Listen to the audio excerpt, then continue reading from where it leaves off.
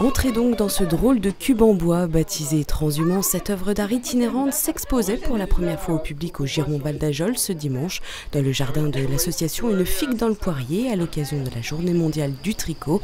Elle a été réalisée dans le cadre d'un appel à projet lancé par le Parc naturel régional des Ballons des Vosges autour du thème du partage des savoir-faire, ici le travail de la laine.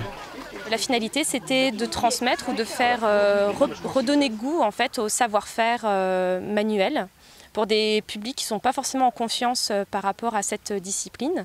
Et donc notre projet a été retenu par le parc. Donc nous avons été lauréats de 2017 et donc nous avons réalisé plusieurs ateliers dans ces différentes infrastructures. En tout, près de 60 personnes, résidents de l'EHPAD, des jeunes de la MJC et de l'Institut médico-éducatif du Val d'Ajol ont partagé leurs connaissances au fil de l'année pour concrétiser ce projet.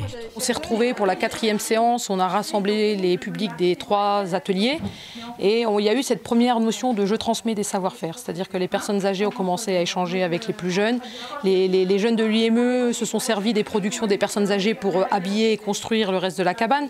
Donc non, ça a été un super moment, on était plus d'une 60, c'était très bruyant mais très convivial. Les visiteurs du jour ont ainsi pu découvrir le résultat final de ces travaux et participer à différents ateliers autour de la laine sous toutes ses formes, de l'élevage des moutons au filage à roues et à bras en passant par le feutrage. La chaleur, plus le savon, plus le fait de frotter, ça va permettre de feutrer la laine. La chaleur et le savon vont ouvrir les écailles des poils de mouton et ça va les permettre de s'en mêler.